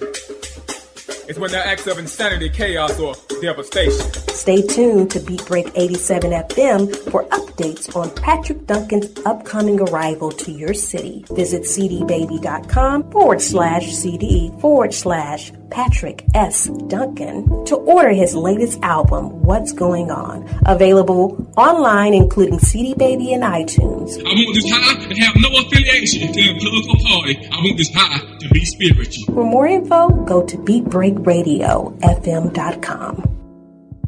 Right now, Beat Break Radio is taking it to the streets to find out what's happening in your city. Hello, I'm Amber Lyons, CEO and founder of From Pain to Purpose. Come out on Saturday, May the 19th from 4 to 8 p.m. and join us as we celebrate the youth in our community at our Healing Pains Through the Arts Teen Spotlight Awards. We're shining the spotlight on our youth who have overcome life's adversities and they're using their gifts and talents to inspire others. Meet us at Green Forest Community Baptist Church, 3250 Rainbow Drive, Decatur, Georgia. Search for tickets now on Eventbrite under Healing Pain Through the Arts Teen Spotlight Awards. Thank you. We're always taking it to the streets on Atlanta's new underground station, Beat Break 87 FM, where music and talk radio lives.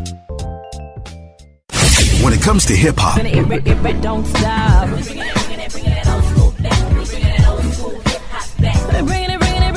R&B,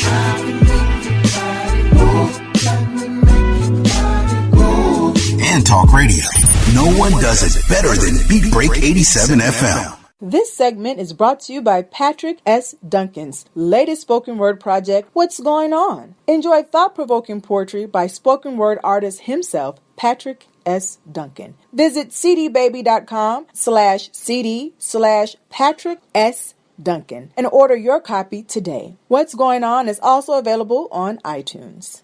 This portion of Beat Break Radio is only suitable for mature audiences and not suitable for young audiences. Listener discretion is advised.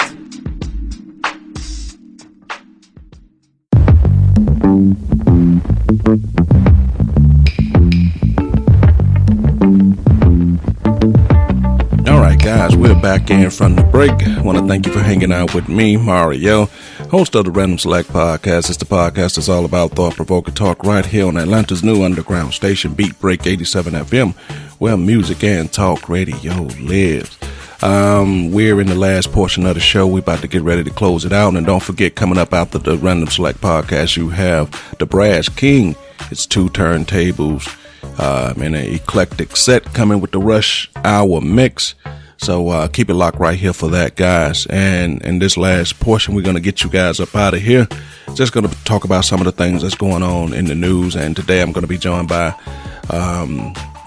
fan, Michelle. We're just going to talk about random things that's going on in the news. And we're going to go on from that. randomselect@gmail.com. That's select with 2 T's. I want to introduce Michelle really quick. Michelle, how you doing today? Oh, wonderful. How are you? I'm doing just fine. So let's get right to it, Michelle. Let's talk about Kanye West. Everybody thought he was a little weird, a little off-center, but we kind of let it go because he was making good music and things of that nature. How you feel about all the recent things going on with Kanye and him supporting Trump and all this type of stuff? Do you really believe it's the effect of him being with a Kardashian? What's your opinions and thoughts on that? Kanye West is well, first of all, I like Kanye West, but he has an arrogant side to him. But it's all good. But I think that he just loves the attention and want to keep himself a little bit relevant in his work. I think he will sliding back a little bit on his music because his last album really wasn't that great like it usually is. But all of his previous other albums before this last one were pretty awesome. I must say, when it comes to the music, I think he's very talented. And whenever he hooks up with Jay-Z and they do a collab, I think just saying him and Jay-Z's collabs are pretty good. But as far as him supporting Trump and other things that are out of whack, seems a little, crazy and a little bit off. But so a lot of people think that he is kind of on the weird and crazy side, so I think he's just trying to play the role because everybody's saying about him. Okay, let me ask you this. Wait. Let me ask you this question. So, when he drops his new album, will you be buying the album, or will you be bootlegging it, or will you be streaming it on one of those streaming servers? Well, I have Spotify, so I'll probably will check it out on Spotify. And if I, like it, I'll probably will purchase it. Okay, so, which makes me ask this question. Are there any artists out there right now that you feel is still to the point where you would buy their music?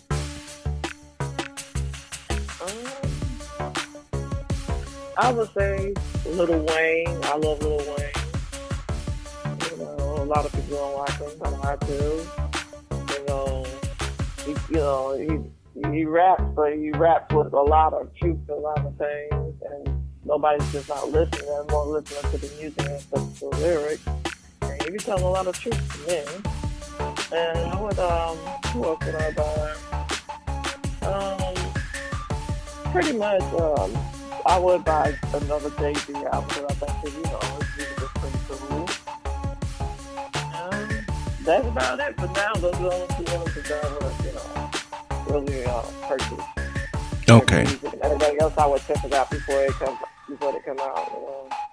Okay, and real quick, just to finish up the Kanye thing, do you think that the Kardashian effect has anything to do with the way Kanye is, or do you just think it's just Kanye?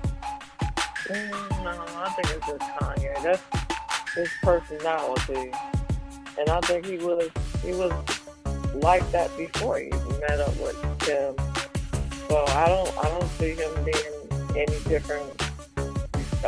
Any different because he's married Kim. Okay. All right. Well, let me say this. In the last segment, I talked about how I was going to put talking about Bill Cosby to death on the show. I said this was going to, since he's been convicted, this was going to be the very last time that I talk about Bill Cosby, because Bill Cosby, OJ, DMX, and those people like that, I'm tired of hearing about them. We keep giving DMX chance after chance after chance. He keeps screwing up. OJ, I mean that speak for itself. So at this particular point, since Bill Cosby has been convicted, I told myself this is the last time I'm talking about it. So me personally, I'm not going to talk about it because I put it to bed in the last segment of the show. But I will give you a chance to talk about it. How do you feel about Bill Cosby being convicted?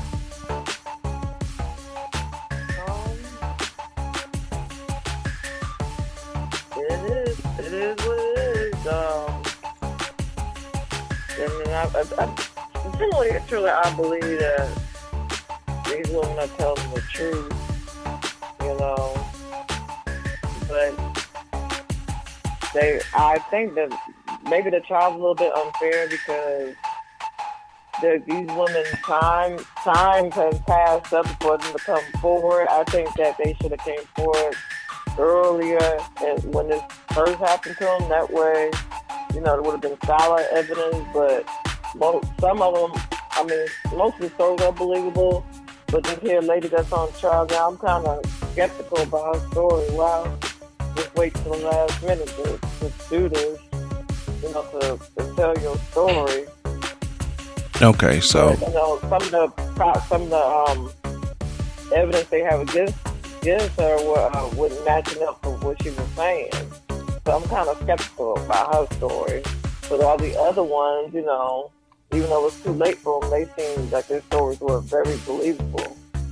Okay, so I know I said I wasn't going to speak on this, but I just want to say this one particular thing. So, no, you believe in statute of limitations when it comes to drugging and raping a person. No matter when he did it, if somebody calls him out and say that he did it, it's wrong. And I understand that we have laws in this country, and I understand we have rules and regulations that says something about statute of limitations, but drugging and raping a woman is wrong. And I can't stand when the people who defend Bill Cosby say Bill Cosby didn't rape all of those people. He might did one or two, but he didn't rape no 40. Well, I'm under the impression one or two drugging and raping is wrong, because what if those one or two were your wife, your daughter, your sister? Would you feel different about that one or two? He shouldn't be raping nobody. How you feel about that? You definitely shouldn't be raping anybody, but I think you should never place somebody against their own will. If they don't, first of all, I don't think we're being so famous, he didn't have to use drugs. If you just told them what it is, and then y'all just move on to that. If they don't want it, just move on to the next person. Don't drug nobody, against their own will. You know what I mean? Okay, so let me ask you. I wouldn't necessarily get their own will without them knowing about it. You know what I mean? Okay, so let me ask you this: as a woman, If a dude come to you and he just straight up with you, telling you that this is what it is. Hey, look, I don't really want to date you or anything or go out or anything. I just want to, hit that thing and that'll be it. Would you respect him more or would you prefer for him to lie to you, play the game and try to get it another way? Or would you prefer for him to be straight up honest with you? I don't like that approach, but if you're straight, sometimes you're straight up, sometimes you will feel offended by it, but most of the 9 times out of 10, the woman would be offended. But if you use a different approach about it, I wouldn't be offended about it. But if you just straight up it's all gonna boil down to the same thing. But I'd rather you, do it in a different manner, a different approach. That way I won't feel so it just came out like that, Okay, so what you're saying is that if it's all going to end up to both of you guys in the sack, both of you guys having sex, it's all about the approach. It's all about how he come to you with it. Because the point I'm trying to make is I can't stand when I don't want to say I can't stand, but it really does something to me when women say just be honest. And then when somebody approach you a certain way, then you get mad about being honest. So which is it?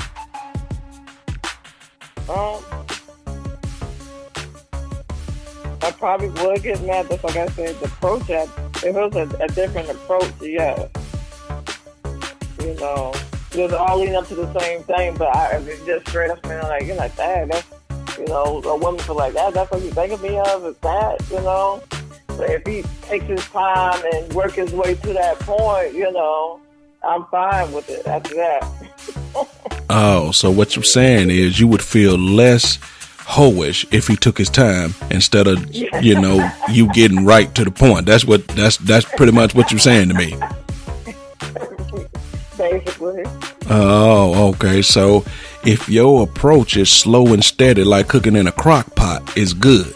But if he try to microwave you, it don't feel so right. Right. Oh, okay. So, all right. So I got to keep in mind my next approach go slow and steady like the crock pot. All right. I got you. Exactly. All right. I got you. But sometimes I just get a little put off when women say, be honest with me, when we all know that the average woman cannot handle honesty. Yes, that's what I'm saying. The average woman love to preach this, and it sounds good from afar. It sounds like it's a good thing, but then when somebody come to you with the realness of the truth, you say, why you talking to me like that? I ain't no skank or no hoe or no bitch. Don't talk to me like that. But yet and still you just preach to another person. You're ready for a man to be honest with you. Well, women have sensitive emotions, so that's how a lot of women are offended because of the sensitive emotions. But as you get older, and you get desperate, all that stuff go out the window. The world's like, okay, you down, I'm down. As you get older.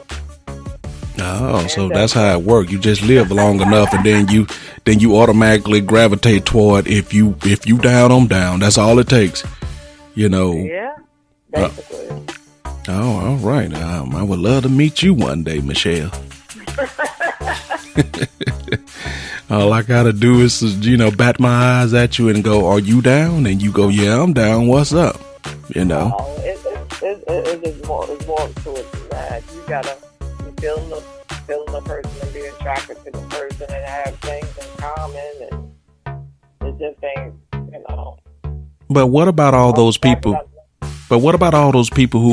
Who they said, when I first met them, we didn't have anything in common. I really didn't like them, but they just kept being so persistent. They walked me down. They just kept on every day. We gonna go out? We gonna go out? So how all of a sudden, from when there was no chemistry, and then all of a sudden you just gave in because they pretty much just was there every day asking you out and walking you down?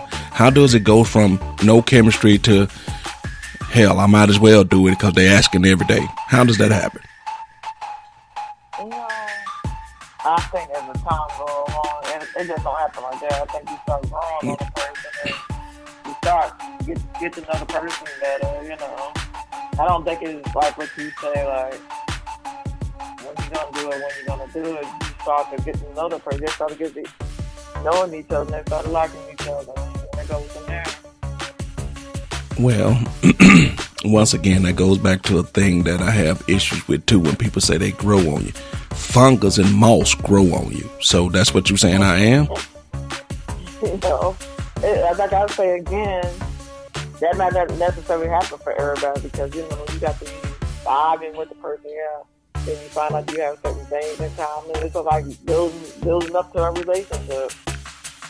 Oh, okay. All right. Well, all right. I'll take your word for that. I'll leave it at that. So let me ask you a question, right? How long you think two people should be in a relationship or date before marriage is put on the table? And I'm asking this because of the thing that's going on with, people and talking about, what's her name? Katie Holmes and Jamie Foxx. So I'm asking you as a regular woman, if you were dating a guy, how long you think the timetable should be before he popped that question to you?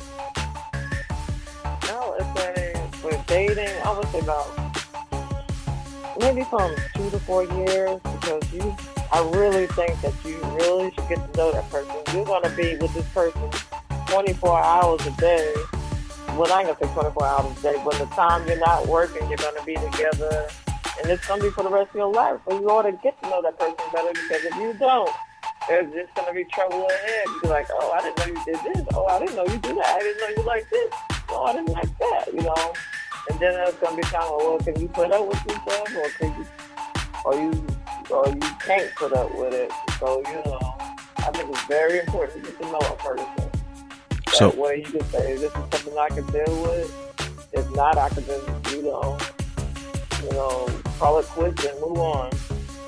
So your official answer is 2 to 4 years that two people should be dating before they get married. So if that's the case, if they've been dating around 5 years, so that's around the right time then by your estimation. So why are people pressuring Jamie Foxx into saying that he should marry the woman then? Why do you think people do that? Well, I think because for one, you feel like,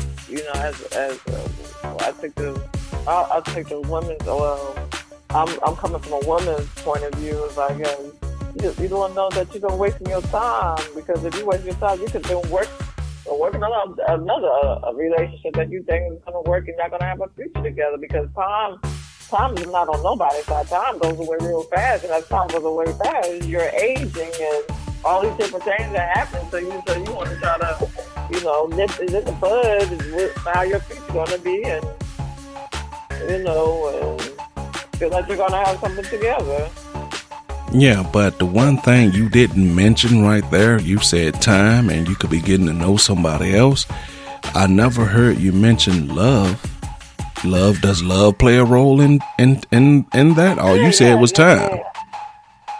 Yeah. Well, I'm just giving you the yeah, of course, that plays a role in it, but a lot of women feel though, as time is that it's sad, and the pressure is from everybody that's on the outside, and when y'all gonna do this, it's a lot of things that plays into it. Of course, you're gonna love the person. You've got to love the person in order for them to get married.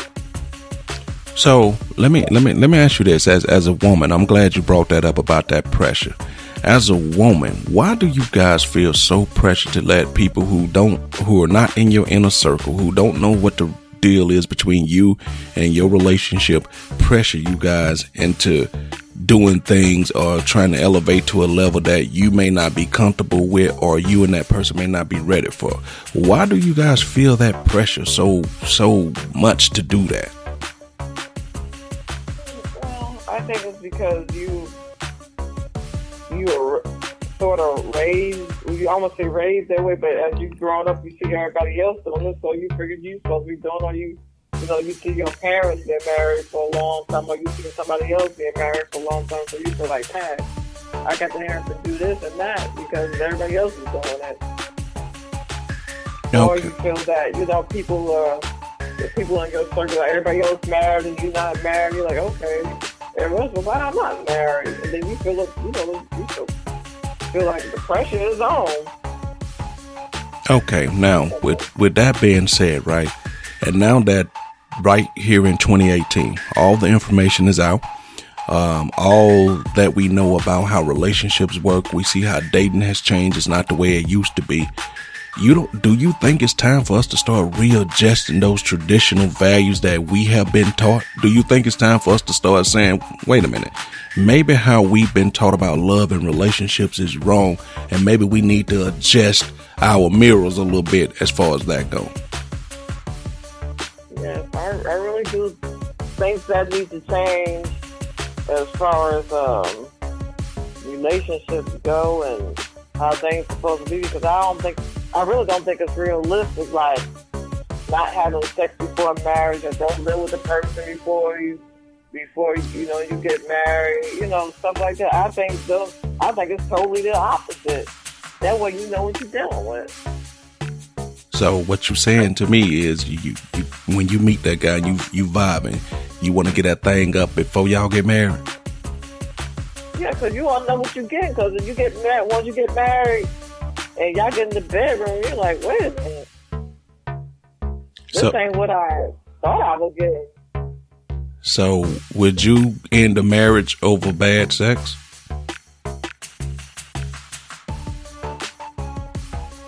Things could be learned. Well, you could try with working with a person and y'all both learning new things. You show them things that you already know, or it can be worked out that way. Once again, you danced around the question. Would you end a marriage over bad sex? Yes or no? No. No, I'm just saying no in the fact that we can work it out, but if we can't work it out, then there's going to be some issues in that marriage as the years go along. What would be considered a thing that you need to work out inside of a bad sex relationship? I mean, give me a scenario where you say, okay, me and him need to try to work this out, or we need to call it quits. What would he have to be doing that's considered bad or needed working out in your eyes? Well, I think he would have to go educate himself on that situation, and once he's educated himself on it, then come back and try new things to see if your partner likes it and agrees with what he's doing to improve himself, then everything else will be all good. Okay, yes, I get all of that. Give me an example to you. What would be one of them things where you have to tell your husband, hey, we kind of need to work on this. Give me an example. It don't have to be a realistic thing that's going on in your life, but just give me an example of, I'm trying to figure out what would be the type of thing that you would have to sit him down and say, hey, we really need to work on this, or I don't think I can do this. Hello, are you there? Yeah, I'm there. I'm trying to give you a good answer to that. That's in general, like the things I just said, you sit down and talk about, or, we both can learn together and say, hey, I came up with this and you came up with that,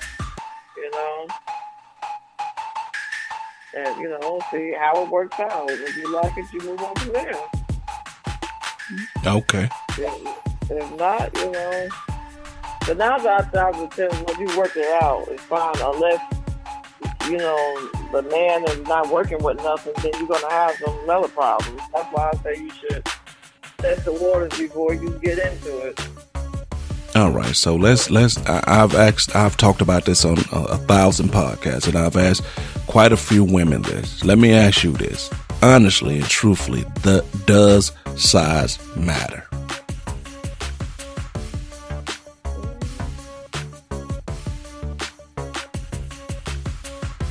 Well,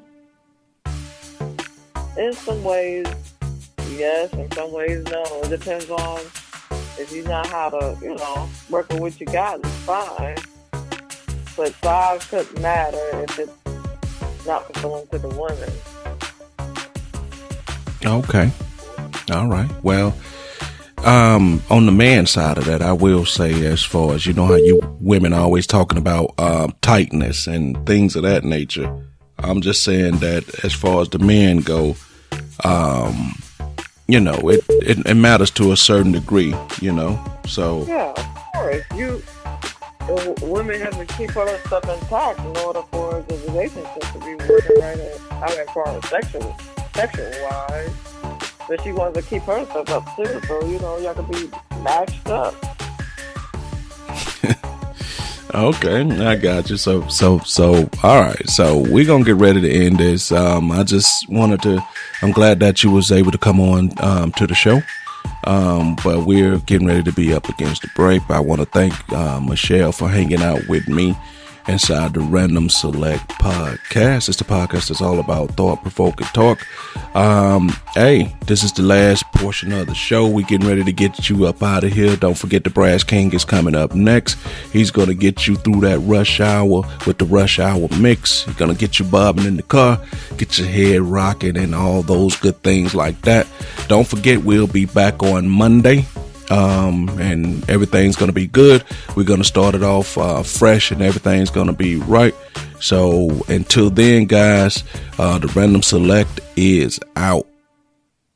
This is Atlanta's new underground station. How you doing? This is Wood Harris. Hi, this is Jasmine Guy. What's going on in Atlanta? This is Clifton Powell. Hey guys, it's Niecy Nash from TV Land's The Soul Man. This is Cat Williams. Check this out. This is your boy RL from NEXT. Hey everybody, it's your girl Lunel. What's up, ATL? It's your girl Ken of Atlantic Records. Hi, I'm Taraji P. Henson. WBS 87 Atlanta, WAEN FM Atlanta, WBHH, and on iHeartRadio, home of the Beat Break Morning Show with Sean Garvey, DJ Rollum, and the Wake Up Ladies. Beat Break 87 FM, where music and talk radio lives.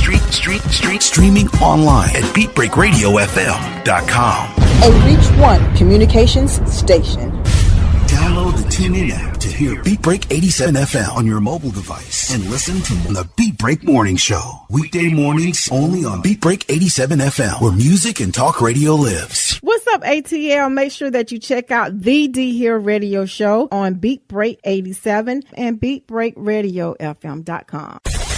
Tune your radio. Tune in. Now. You can tune in to this radio station on any smartphone or tablet. iPhone, Android, BlackBerry, Nokia, Samsung, Windows phones, or whatever you have. Download the free TuneIn app from your phone or tablet's app store. Tune in with music, sports, news, and comedy. From over 70,000 radio stations around the world. Check it out at TuneIn.com. Or your app store. Hey world, it's your man Precise. And I have great news.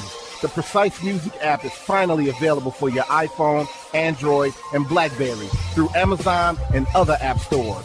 That's Precise Music. Music is spelled with a Z. Go get it for all things Precise. Powered by BlackVibes.com. I tried to put it off, but I can't. It's on me. Tried to blame the other man, but I can't. It's on me. Stay in tune.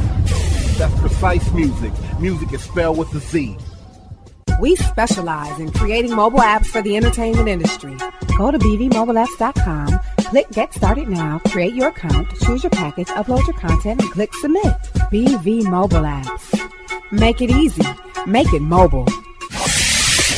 Listen to Beat Break 87 FM on the go. Download the Beat Break 87 FM app from the app marketplace, including Amazon, Google Play, and the App Store. View photos, videos, and Beat Break 87 shows on your mobile device. Download the Beat Break 87 FM app now for free.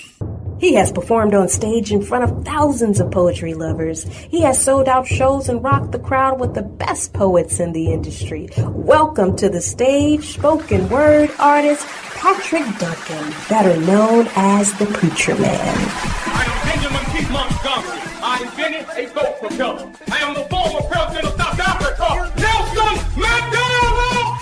Critically acclaimed spoken word artist, poet, writer, and the creator of Black on Purpose poetry TV series Wordplay. Patrick the Preacher Man Duncan is coming to a venue near you. Why is the only time we can come together as a nation is when there are acts of insanity, chaos, or devastation. Stay tuned to Beat Break 87 FM for updates on Patrick Duncan's upcoming arrival to your city. Visit cdbaby.com/CD/Patrick S. Duncan to order his latest album, What's Going On. Available online, including CD Baby and iTunes. I want this high and have no affiliation to the political party. I want this high to be spiritual. For more info, go to beatbreakradiofm.com. Right now, Beat Break Radio is taking it to the streets to find out what's happening in your city. Hello, I'm Amber Lyons, CEO and founder of From Pain to Purpose. Come out on Saturday, May the 19th from 4 to 8 p.m. and join us as we celebrate the youth in our community at our Healing Pains Through the Arts Teen Spotlight Awards. We're shining a spotlight on our youth who have overcome life's adversities and they're using their gifts and talents to inspire others. Meet us at Green Forest Community Baptist Church, 3250 Rainbow Drive, Decatur, Georgia. Search for tickets now on Eventbrite under Healing Pain Through the Arts Teen Spotlight Awards. Thank you. We're always taking it to the streets on Atlanta's new underground station, Beat Break 87 FM, where music and talk radio lives. Wake up weekday mornings to the Beat Break Morning Show and nod your head in bed to the 360 Mix Show. Weeknights on Atlanta's new underground station, Beat Break 87 FM, where music and talk radio lives.